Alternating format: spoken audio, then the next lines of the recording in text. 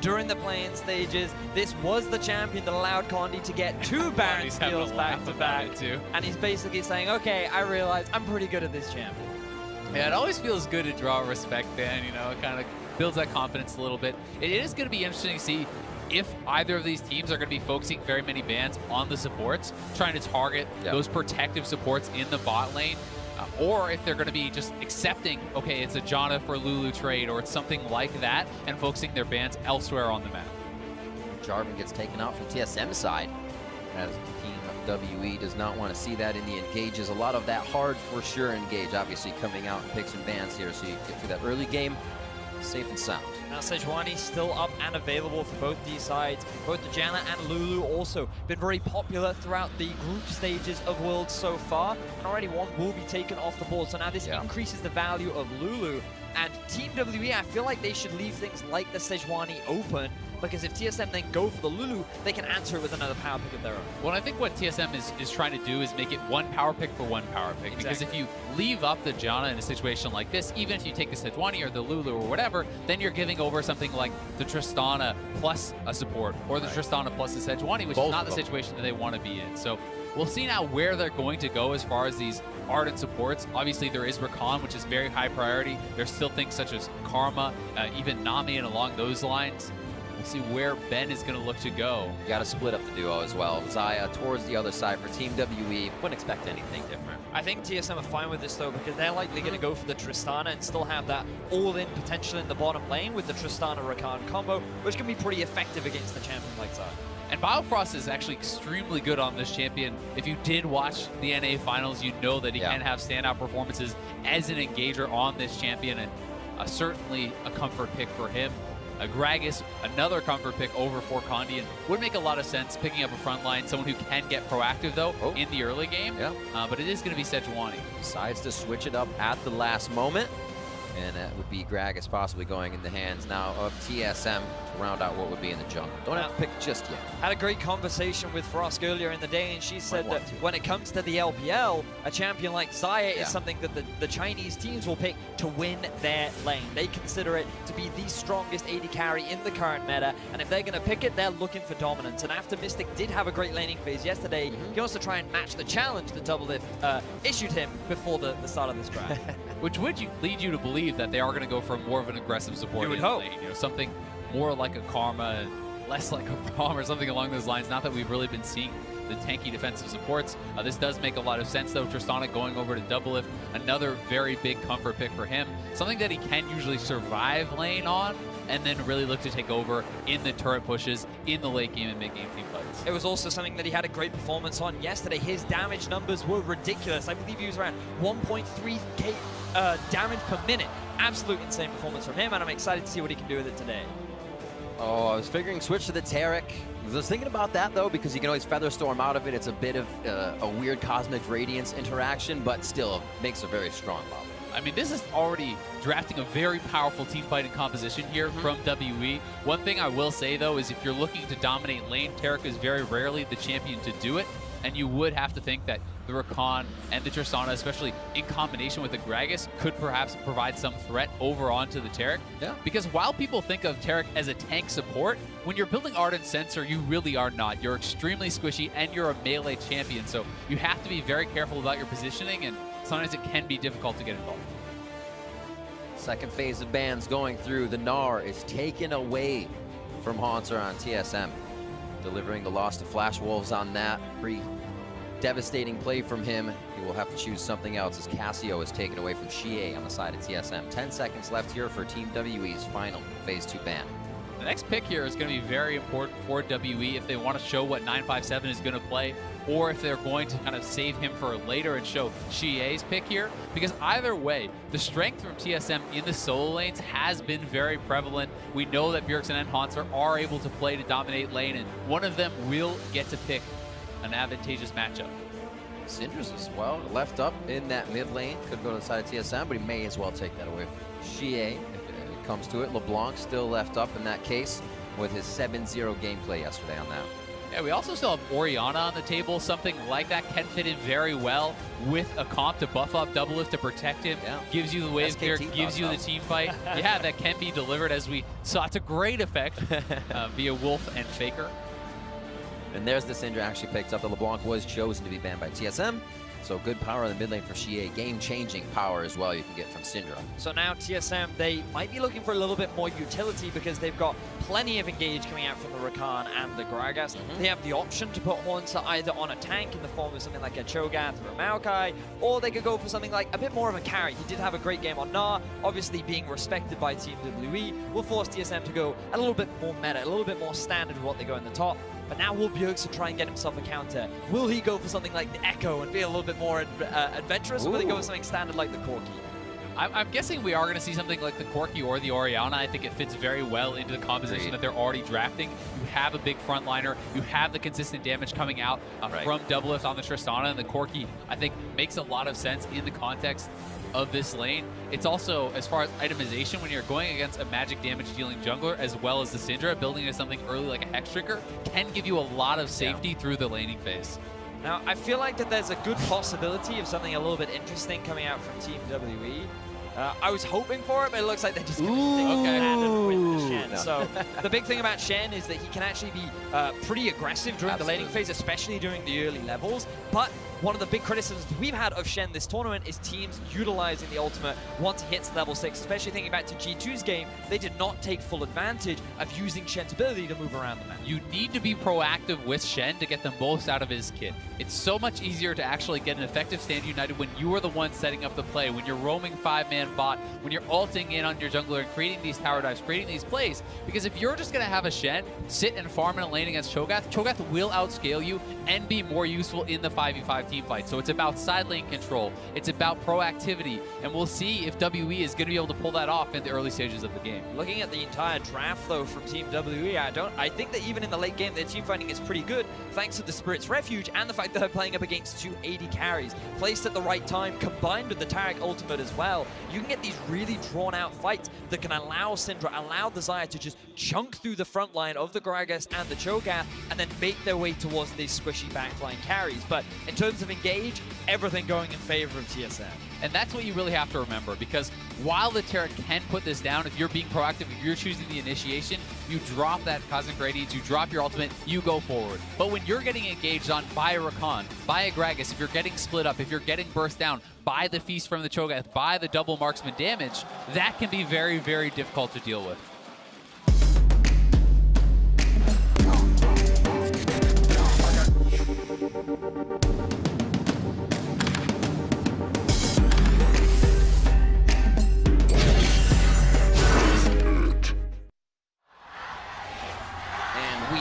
On the Rift. Group D will find a 2-0 placement holder after this matchup, be it TSM or Team WE. One team has to walk away with a loss here, and who will sit atop Group D? We find out shortly. Another concern that I have when I'm looking at Team WE's composition is that no one on the top side of the map is actually going to force Haunter into building any armor. So if you build into early magic resistance, if you want to go for something like an Abyssal or a Spirit Visage early on, as well as the Mercury Treads, you're really going to be very difficult to kill from the Shen, from the Sejuani, from the Syndra as well. Like, it's so easy to itemize. It depends as well whether or not they want a little bit more in terms of engage, because we did see Righteous Glory rushes from a few Cho'Gaths as well, and that was just good facilitating, being like, oh, okay, we actually feel really strong around the mid-game. We feel like we want to try and force a couple fights, and it very much depends on what Haunter wants to try and do. I think that it makes a lot of sense prioritizing early magic resistance, but TSM could say, you know what, we have the Trinity Force from the Corki, we have a Tristana who does a fair amount of early game damage as well. Like, maybe they just want to be a little bit more active in the early game. Yeah, and if you're not feeling the threat of those kills anyway, then you can just skip that, right? Because Shen is not going to put on a lot of solo kill pressure regardless, so if you're confident in the vision that is being provided here from Svenskeren, if you're confident in your ability to survive those ganks, then you don't have to be as worried, and that's when it comes back again to those junglers. Yep, we'll see Sven starting both on the bottom side, going toward the top. They'll have their double buffs, but looking at those summoner spells, not recently have we seen the Ignite coming in for those bot lanes, and Doublelift and Biofrost have that kill pressure here. may be able to start that little bit of early aggression in the bot lane if they choose to do so. And I'm really excited to see how these two teams match up, because thinking back to how these two teams played yesterday, TSM, they did have a very long, drawn-out back and forth going up against Flash Wolves, whereas for WE, they were just very quick and very dominant in how they dismantled Misfits. Yeah, they certainly were. And I think it's going to be a very different game this time around than what WE had against Misfits. For sure. I think that they are going to be in tough, but we certainly have seen that TSM can be challenged and really put to the limit in these groups. But the fact of the matter is, to me, teams have not closed games very well. Agreed. And if Flash Wolves had actually closed out that game properly with the advantages that they had, you feel like they were the team that should have won. And that's one of the big concerns that TSM may have, given that WE have demonstrated they can get these early leads, and they're very effective at closing them. Oh, Bjergsen roaming. Good hit on Xie, stops him from getting to Svenskeren and Kondi. That's the slow onto Kondi. Should be able to dash out of this one as well. Svenskeren trying to get that gap closer in. Bot lane is pushing, so TSM on all fronts is getting WE to their turrets. Both junglers do have Smite there as well, and Bjergsen is trying to push up to be able to actually join if this fight continues. Haunter has actually roamed down here as well, so TSM putting a lot of pressure onto Kondi. They're trying to support Svenskeren and get him off to an early game start. Looks like right now TSM have all the advantages. Wow! Oh, Absolutely amazing. He's going to live throughout that one, though. Just enough HP to survive the red buff tick. Haunter using the blast cone just off screen to get as close as possible to Kondi. He was ready to flash, he was ready to go in and get that kill, but unfortunately, it was not there fast enough, so Kondi is able to walk away with his life. but Haunter really didn't lose anything. He had actually had the push on top side, so he shoved in the wave, makes this roam. It also means that Kondi is going to lose his Krugs here too, so that's two camps that go the way of Svenskeren. It's pressure on the top side, and this is Shen without a taunt here. Just outside of turret range, able to deliver to that. Svenskeren wins the jungle. Svenskeren helps win top lane, having a much better start to his game this time around. I think that was a bit of a misplay there from 957, using the taunt, knowing that the top side of the jungle did not belong to Team WE, is now going to force him to use his flash and going to give a little bit more pressure over to Haunter. So this early game matchup that often can go heavily in the favor of the Shen is now being pushed back due to the lack of respect from 957. It also gives a lot of information to TSM because they cleared the top side of the jungle. They know the only place that Kondi could be is on the bot side, so we'll see how much respect TSM is giving over to that. They already have a couple wards in the river, one by mid lane that I believe did spot the pink ward as it went down, as well as another in the river brush. So we'll see if Doublelift and Biofrost are able to stay safe. Still got to keep an eye on Kondi. I feel like this hasn't really hurt him too much. As soon as WE is able to start making moves, they do not stop, and Kondi's usually on the front line of that. A little aggression with the dazzle towards Doublelift, buffered rocket jump to safety as Team WE gets a little bit of lane control here as their minion wave pushing it. Mystic and Ben doing a good job of applying pressure in the 2 versus 2, but you can see that there's a big minion wave stacking right now. Doublelift should have the farm advantage, and that's pretty much what you'd expect from a Tristana Rakan lane. We talked during the draft how a lot of the LPL teams consider Xayah to be the strongest AD carry in terms of the 2 versus 2, and a very limited number of champions that can already match her, but when you pair her up with a Taric, it's much harder to have that same kind of pressure, which is where this deficit is coming from. Certainly the case, but either way, it is such a powerful team fighter that you're willing to kind of sometimes make that sacrifice, and it's one of the reasons that we're seeing the rise in popularity here from the Taric because of how good it is in the later stages of the game. When you have a high amount of CDR, the cooldown is so low on your ultimate, and you can continually reset fights with that. Still pretty quiet on the home front, 6 minutes in. Kondi able to stave off what was happening in the jungle, didn't lose his flash, now able to get a few deep wards in. And this could set Team WE up for their own engagements, for their own starts as the waves are pushing back towards TSM here. We can also see Mountain Drake spawned on the bottom side, likely to be one of the higher priority Drakes that are available, but right now neither team really focusing on the bot side. Looks like Team WE, their eyes are on the top. No TP on Haunter, only level 5, but he think he reads the play. Yeah, I think he has read this play. They're calling the missing from mid lane. The problem is he has to actually back up, and while they are calling out the play, he will be able to go back and farm with the CS. But I was going to say, if they're trying to zone him off that turret, sometimes even just applying the pressure can cause you to lose the experience, lose the farm, which can make the plays worthwhile. A lot of pings, and that Scryer's Bloom shot towards the blue buff area. You see like TSM's going to get their own deep wards in here and see if they can try to deny a few resources and get maybe some pressure on this first Mountain Drake, if anything comes of it. And it looks like before that, they're thinking about trying to contest this blue buff. They have to remember, though, this is a level 6 Shen. Haunter does not have TP, so this is not really a play that I think TSM is set up to be able to make. When Stand United is available, when TP is available, you have to play respectful of that Shen. Because if Haunter doesn't have insight to actually interrupt, then you can't really go for those sort of plays. Haunter up in that top lane.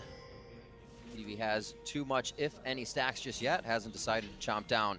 He's still holding off as he might make his way into the jungle and make that his first as a red buff respawns here for Team WE. Looks like he is working towards that righteous story. We were talking about itemization earlier on. TSM saying, oh, we want that additional bit of engage from the top side of the map. But for now, their focus is on this top side where they had control around the spawning of the red buff. They've already got this deep vision down. The problem for them is that Bjergsen is pushed underneath this turret. But, yeah, okay. He's a Cho'Gath. It's very easy for him to steal away the camp. So, good job, Haunter. And it's not only just a stolen camp, that's a red buff, which really does make it a lot more difficult to lane against this guy. It's the damage from the true damage, the slow, and as well as a lot of HP regen, which is such a big part if you're trying to trade aggressively. And while Haunter is not really defensively itemizing himself against this magic damage, you can see that Bjergsen is looking like he wants to pick up a Hex Shrinker and maybe even then go towards a Phage, which is pretty defensive on the side of this Corki. If he doesn't complete it, could change things up and try to just sit on that Null Magic Mantle, but it's actually Doublelift roaming up, and Rakan, I believe Biofrost is heading towards mid lane here as well. They may be trying to set up a 3-man play. But you can see the pings coming out from Team WE. They recognize that Doublelift is missing. They're afraid of the potential Biofrost roam as well, and Xie showing a lot of respect towards TSM, and I think it's worth highlighting Xie. He's considered very much the father figure of this team, one of the older players on the roster. He's been playing League of Legends for a long time, but really only came into the scene fairly recently, and the fact that Team WE, they have been growing this roster over a long period of time. This year was the first time that they were able to win a split, and this is also the first time that Team WE have returned to the world stage since 2012, and they're looking to make a bit more of a name for themselves. Quick hit, Cosmic. No, just the Bastion goes down, and the heal onto Ben. They stay alive for that one. Level 6s are there. Doublelift has used his, and Biofrost is going to hold. And you know that TSM did not fully commit to that, so they get a really good chunk, no Ignite use, no ultimate from Biofrost use. They don't jump forward because they know the Shen Stand United would come through and turn around that play. And the TP was unavailable from Haunter, so there's no way for him to match to help support the bottom lane out. Like the respect from TSM's duo for the time being, but now there's going to be a battle for this Drake. Will missing from Biofrost. They get out Svenskaren's flash, making sure he's still there to fight the bigger fight here, that war for the dragon. They're going to have to be looped down to the bottom side, which leaves Bjergsen on the top here. It doesn't look like anybody's going to get anything out of this dragon just yet. And TSM wants to continue trying to push up these waves. They're trying to buy time for Haunter's TP to come back, which it has. So now if they can get good buys off, they would be able to try to contest for one of these dragons. Both junglers are down around bot side though, but Condi has made his way to lane faster, and a pick here could mean that objective goes over to WE. Slow play. You can see Team WE and TSM playing the somebody's here but not really. Go aggressive on us. We want to get that counter, and that's in both of their minds. That's why we're seeing the stalemate. Condi may be making the first move though. A lot of respect being given between these two teams, and both a lot of confidence as well in their late game play. Neither of these teams are feeling the pressure to make any early moves because they feel like they are the ones that are going to have the advantages in the later side. But Condi feels like he's getting a little bit antsy. He is spending a ton of time here on the bottom side. So hard to take this lane out. A buffered rocket jump from Doublelift. Biofrost able to dance back and just get the safety in. It would be extravagant if they were able to pull it off, but I believe Team WE still could if they went for it. TSM stays safe for now, and again, more farming. Yeah, they're able to get their buys off. I mean, Bjergsen's out on the map with the package. He has his Hex Shrinker now too, but taking a lot of poke there, and Svenskaren has been able to establish a farm advantage. That's where a fair bit of their gold lead has come from, simply because Condi was really trying to make these ganks happen. Ooh. Nice little dodge out. That actually relieves quite a bit of pressure for this dragon if something else can happen, if a flash is now blown in favor of TSM. Condi just trying to send out a message, being like, I am around, I have control over the river. But it will, as you rightly said, Riv, it will alleviate a bit of pressure now from TSM. They're not as afraid of that jungle gang from Condi because that big ultimate is unavailable. So bit of pressure swing now back in the favor of TSM, but again, a lot of praise for TSM for respecting that Shen. You can see Team WE trying their best to utilize that ultimate, but Hauntzer always pushing the Shen underneath the tower. He's got to a point where he has plenty of wave clear and the Shen cannot match it. Now that he's picked up the Tiamat, it'll be a little bit easier, but Team WE, they're trying their hardest to utilize 957 and bring him to the rest of the map. And while TSM pulled back last time the blue buff contest was available, this time they are confident to go for it. You can see Hauntzer has backed off. He's actually farming the jungle so that he could not be interrupted if he tries the TP in here. But Chie is able to pull it away, and nicely comboed actually there. Super obnoxious, able to just pick up those jungle creeps and walk off with them. The invade, the strategy, and the setup from TSM was good, but we got outplayed by those. See when this opening could be. A few turrets in favor of TSM can unlock the Corki and the double lift at the right time, the Corki and the Tristana at the right time. Same thing for WE though. Chie coming online, getting a few items for himself as he unleashes that power. We could easily see a Bjergsen or a double lift going down. And this is one of those games where when both teams are playing this passively for so long, sometimes you kind of lose track of how much damage your opponents are going to be dealing in the team fights because you haven't really been fighting. You haven't had this progressive ramp up. It's just all of a sudden you're fighting someone with a completed item, and those first fights can decide the games in these types of situations. Slow play as TSM tries to grab a little bit more control around the map, taking it accordingly as Team WE gets a chance to back, put a few more items in. Chie chooses the Merc Shreds to keep himself moving around and dishing out a bit more damage. Now, this may very well be a little bit boring to watch. It is the expectation of what the current meta is, but I think it's really important to highlight what this will also give birth to. Exactly. There's going to be a lot of very impressive team fights that are on, because something that TSM have been working on this year is more of a defensive early game, transitioning into a stronger mid to late game team, and trying to improve their decision making and their team fighting ability. The thing that Team WE are famous for is their team fighting prowess and individual talent when it comes to those 5v5 skirmishes. That's why they are considered the very different, really the top team in China, because nobody else plays like they do, and they were able to demonstrate that earlier in the year at MSI. So both these teams, they've got their team fight compositions, they're teams that are specialized in improving their team fights, and that's just going to make these team fights so much more exciting later into the game. And where do you think we get that team fight? Seems like TSM is rarely going to forget there's a Stand United coming. Maybe kind of face checking a brush, dodging out though, and they'll be able to get some vision. But how can we see this happening maybe at the Dragon? Yeah, I mean, I certainly think it could be around Dragon. It might very well be right now. We'll see if Svenskeren is able to get away. The Stand United's coming in. Flash on Svenskeren. This is the same thing that happened right behind Red when they went for Dragon the first time. Could he be going down? Battle Dance in. The saves are there. And Svenskeren's going to live. No! Unleash power just to range.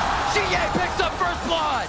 Double is coming up though. They have Hauntzer actually continuing to push on the top side, so we'll see if WE tries to extend this advantage and go for the Mountain Dragon. But just like yesterday, it's Svenskeren that ends up going down. He sticks around a little too long. He doesn't pay enough respect, and Team WE are quick to punish. Condi with the setup, Shen follow up as well. They find first blood, and now their eyes are on Hauntzer. It's been a slow rinse and repeat for Team WE in the same area, denying TSM the blue buff, denying TSM that range. They held off for Condi's ult to come back, and again go for the same play. Hauntzer now being routed out of Team WE's jungle, and Bjergsen will be there for safe passage. Hauntzer did get a ton of damage though off in that top lane. They're actually going for an all-in on the bot side. Quill, he's got Benzai, but they want the kill here, and Mystic looks like he can get it on Biofrost to get a little bit of a heal back. His double lift wants to step forward. There's the barrier that comes out. His Ignite has already been used, and the Buster shot gets a Feather Storm.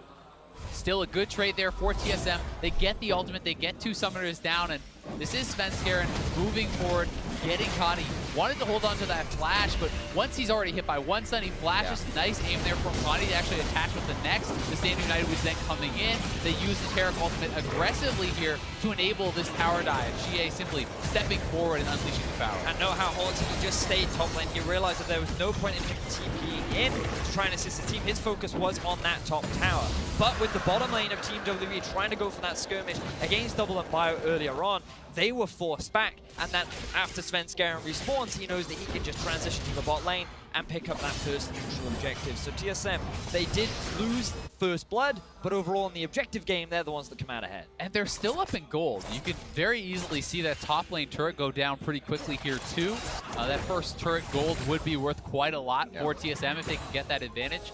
Or if they even want to try to do something like a lane swap or even just roam Bjergsen up to the top lane to try to knock that down. It is very low, and Bjergsen is at a very strong point in the game now, having completed his Trinity Force. He is ready to make these sort of moves, which could simply be a package up to the top side. It's that hit we were talking about, double lift as well, Infinity Edge coming online as these guys hit next level. Clear here for Bjergsen in the mid lane. He may be able to roam down, but he may find WB coming from that bottom side before he gets himself to safety. And I think not look like Condi's going in. I think both these teams are going to be looking to try and set up their AD carries for success because, as we said earlier in the day, we heard from Double Lift that he was very much about, he believes that he is stronger than Mystic, especially after seeing his performance. And now we're seeing the bottom lane set up. But nothing's going to happen. So in and out. Makes you want to pull your hair out. So this, again, the reason that TSM is not going forward is because they're respecting the fact that Stand United could be available. It's not up for another second or two, but they didn't have the exact timing. And Bjergsen is able to make that roam that I just talked about. Just uses the package speed, goes up the top side, knocks down the first turret, and this is making it even harder for 957. And I would say that TSM has done a good job of actually neutralizing the early game advantage of that Shen, not allowing him to really get too much done with these Stand Uniteds. Looking at a CS lead in that top lane, in that mid lane, and pretty much even out of the bot lane here as we're looking for those turrets to go down. A little bit of a setup here for Team WE. They got quite a bit of time before that next Mountain Drake, but it is going to be those Drakes that teams will want to get these structures down, those objectives down. And you're seeing WE more and more set up in these bushes. They're waiting for TSM to extend a little bit too far. And if someone from TSM does step forward into one of these unwarded bushes, they will be pounced on, they will be taken out. So TSM is playing with a lot of respect, and you can see Svenskeren was actually ulted by Xie, knocked very low, but does survive. And I think Team WE, their eyes are on this tier 1 tower in the bottom lane right now. And because TSM understand the rough positioning of Condi, they're immediately going to answer. So both these teams going back and forth, but TSM are always the team that are coming out ahead in terms of the objectives.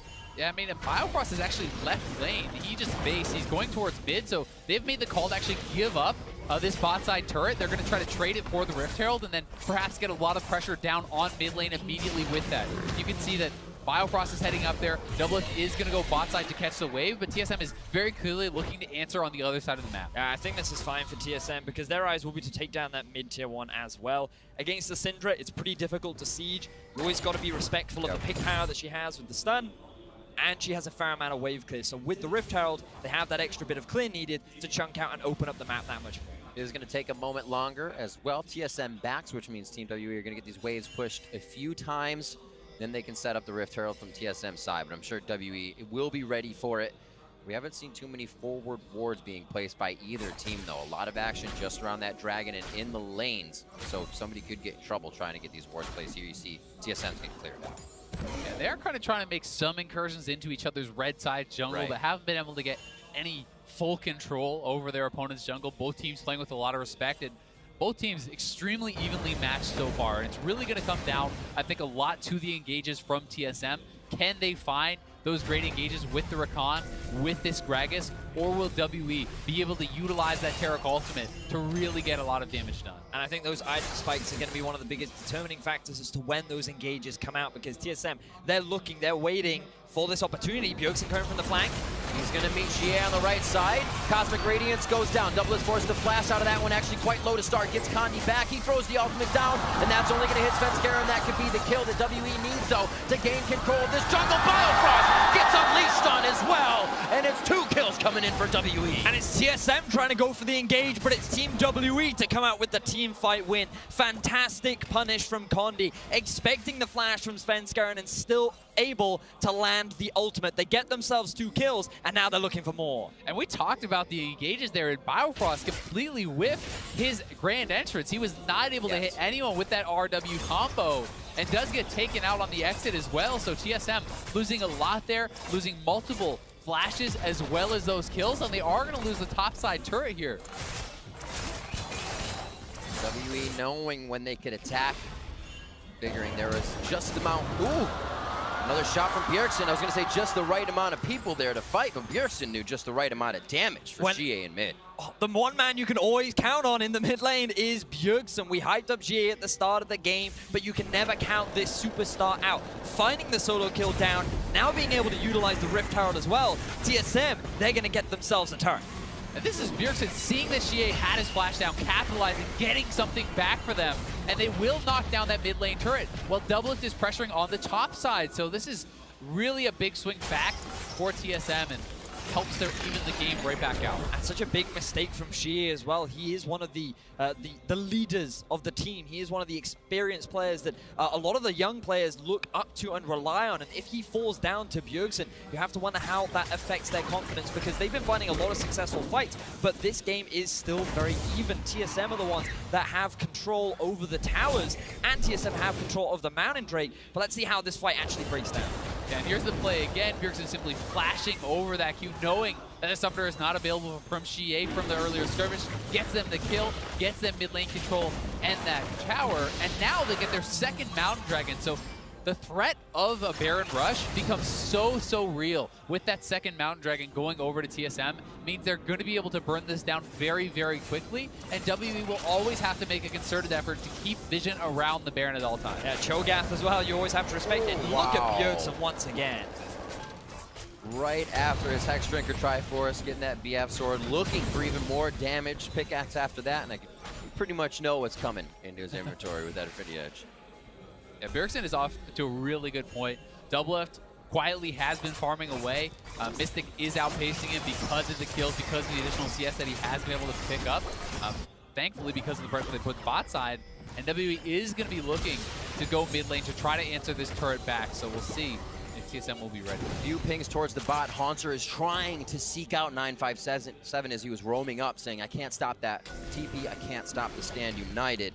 They're back buddy-buddy system on the bot side as they farm it out. Just about 30 more CS for Haunter, but both TPs are up, and we could see some big action here coming around the Baron. I'm really excited to see how things play out moving forward, because Mystic, it's at this point in the game where he's had so much praise. His team fighting prowess is really where he's able to shine. He's considered by many analysts the best AD carry in China, but here's the engage. Oh, straight through. Biofrost trying to charm up the entire team. WE, and he's got a few. It looks like they got the number on Ben as well. Goes down a double kill for Bjergsen, and now they're going to be looking for Condi, one of the tankiest members. They drop him, and Baron is in the eyes of TSM. It might already be. That ultimate from Svenskeren was incredible. He split Ben up from Shie, denying the Taric ultimate from coming through, allows them to get Syndra. They are teaming in, and they're going to secure this with the Gragas. TSM is looking to get a stranglehold on this game. Gragas and the Cho'Gath. Condi can't even make it close. Beautiful job by TSM by holding off on the damage and making sure Condi is at range. Baron grab 25 minutes in by TSM. TSM find the first significant lead in this game. Team WE, they get caught unawares. They make an uncharacteristic mistake, and they don't respect the engage from Biofrost. Keep your eyes on how this setup starts. Biofrost comes in, gets a great two-man knockup along with the charm, and then the Gragas ultimate from Svenskeren, splitting up the team, allowing the rest of TSM to just shred through the lineup of Team WE. Condi, he's famous for his Baron steals, but TSM know that, and they don't allow him to take it away. And Haunter getting a lot of damage down on WE. You can see he knocks 957 out, then TP'd in to secure the Baron. So very well played here from Haunter. Not only is he kind of outscaling his opponent, he's already on 7 stacks, he's up a lot of farm, and the Cho'Gath is going to be a menace in these team fights and be pivotal in helping to burst people down before the Taric ultimate completes. It's absolutely ridiculous, taking into consideration how much happened off the ball there for Haunter when we were watching the fight. It could have gone much different. 2 Ocean Drakes now to that. Bjergsen on Corki and Doublelift on Tristana. The Demolition team is going to be wiping down these turrets if they get a moment at them. And now they have a bit of siege power to do it with. Yesterday was all the Haunter show. Doublelift was the one that got the game-winning play, but today Bjergsen is the individual that is stepping up. We talked about how it was all going to come down to these late-game team fights and how the engages from TSM would be pivotal if they wanted to be the ones to come out ahead. Biofrost was able to find it. Bjergsen was able to find the follow-up damage, and now they have the Baron buff. They've got their eyes on the base of Team WE. And while TSM does want to threaten these turrets, I don't think that they want a concerted fight. Doublelift has not purchased in quite a long time. You can see that the BF Sword plus pickaxe advantage goes over to Mystic, so he has quite a bit of gold in his pockets. And you know, they want to have him buy up before they actually commit to that fight. And it seems like Doublelift is just trying to stay out on the map, get to a full completed second Zeal item, then go for the base, hit 3 items, and look to fight right with that power spike.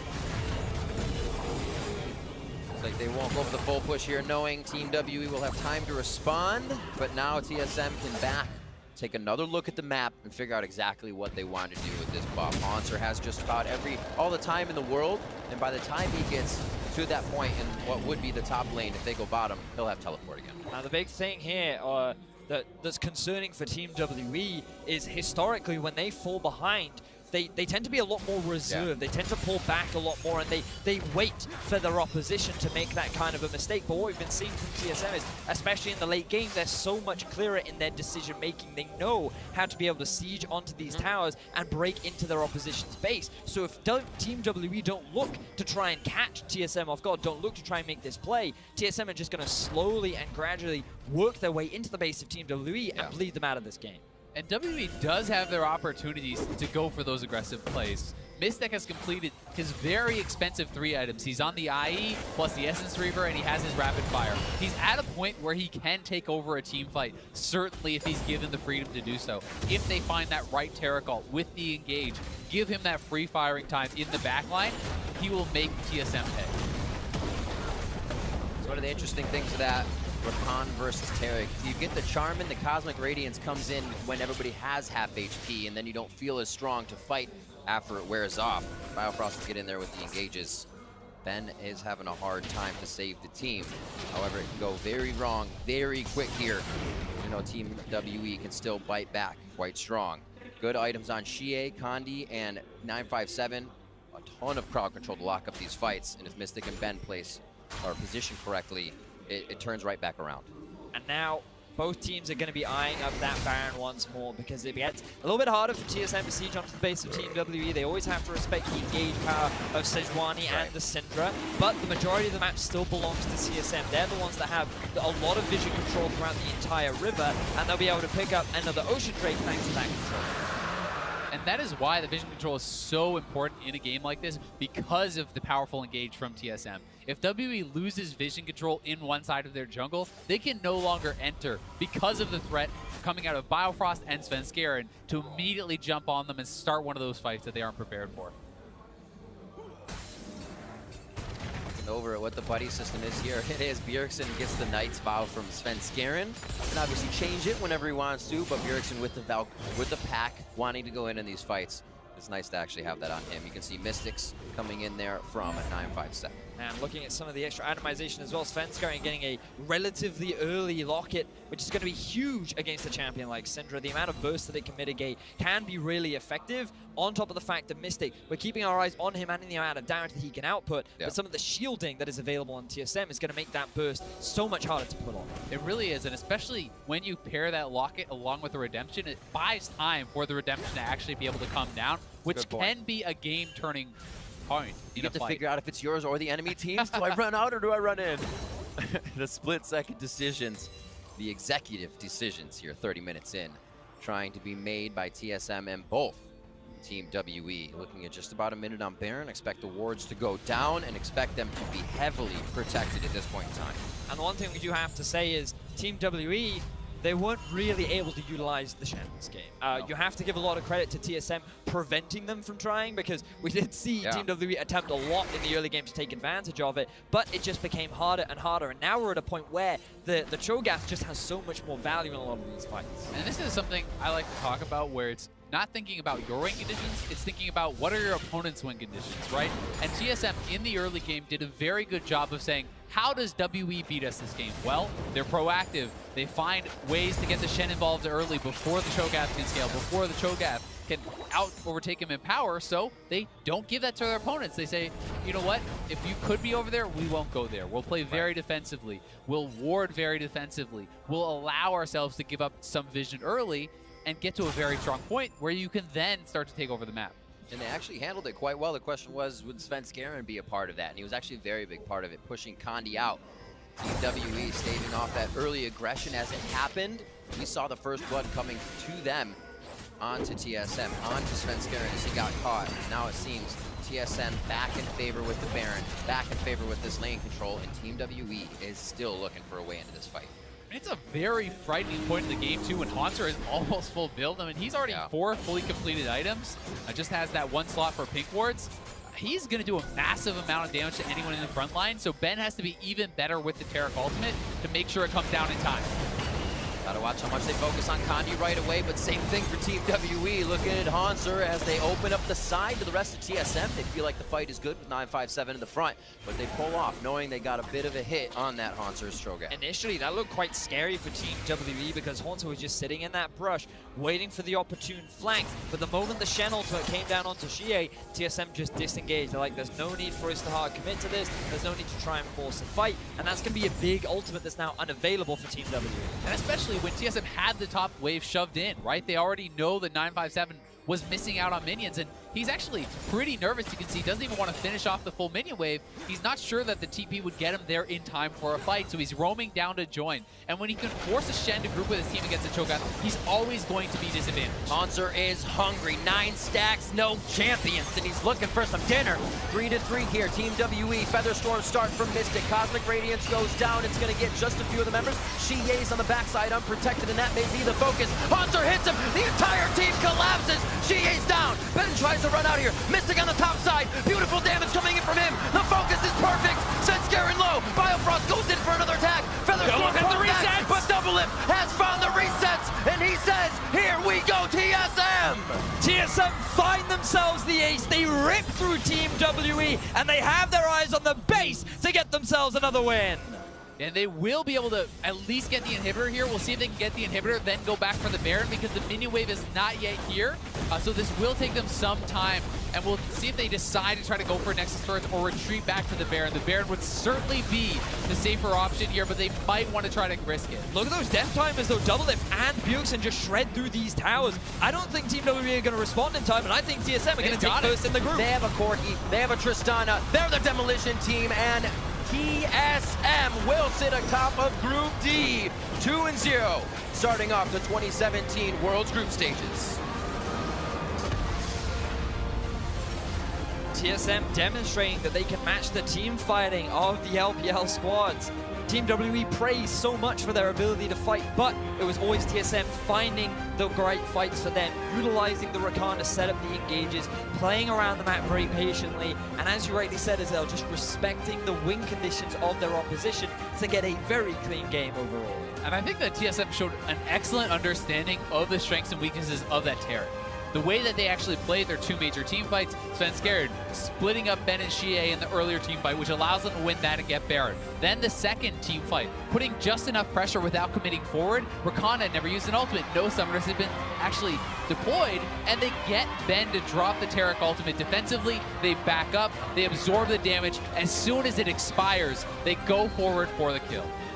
And much difference on the clock for TSM here. 53 minutes now to 34 minutes, showing that they can tone that down and they can play a bit of WE style, not letting them get to a point where they're just too big. I mean, I feel like the biggest difference between this game and yesterday's game is Flash Wolves were very proactive yesterday in the early game. Right. TSM did not want to allow that to happen, and it was very slow, very even up until the 20-25 minute mark, but then it all came down to Bjergsen at the end of the day. He found that one pick onto Xie. They were the team to get that first mid tower, and once that was gone, the map was open for TSM to have full control of the game. Well, there's more games to go today, so let's head over to the analysts to get their thoughts on how TSM picked up that win.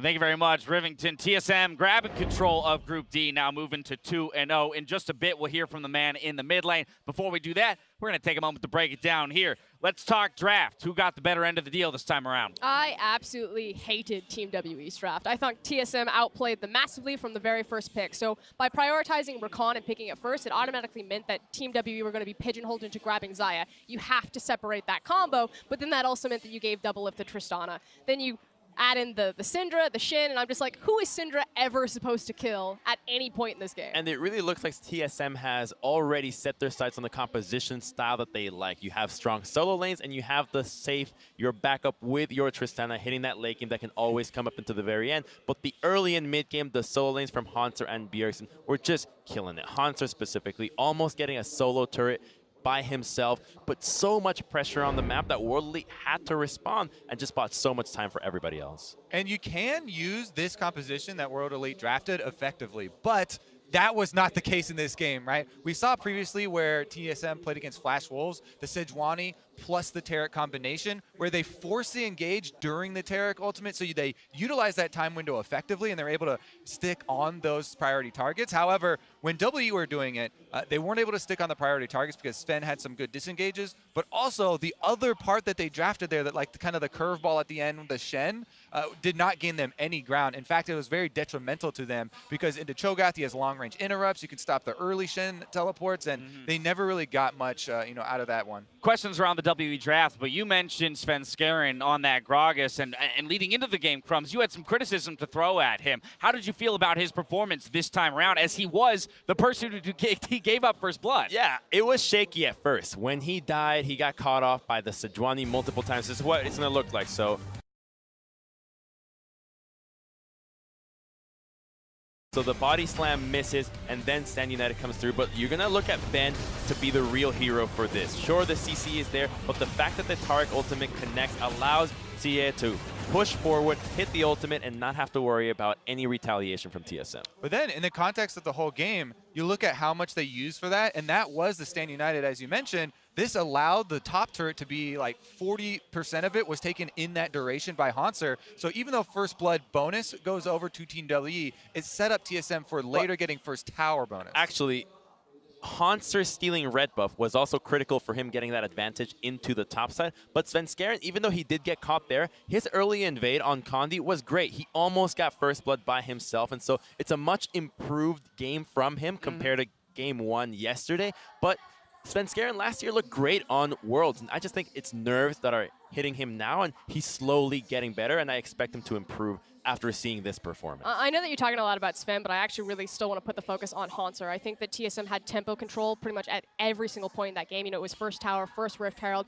driving into first mid tower, falling down, and that was built off of Haunter, taking the red buff, getting so much damage on that, allowing TSM to set up these movements. Let's take a look at the point in which the game blew open, though. For TSM, it was the pick around the mid lane into the Baron here, all started by this Recon engage. First and foremost, why are you there? Team WE, there's absolutely no reason. The go button here is the fact that TSM see that Mystic is top on Xayah trying to push the tower. No reason to be on that ramp.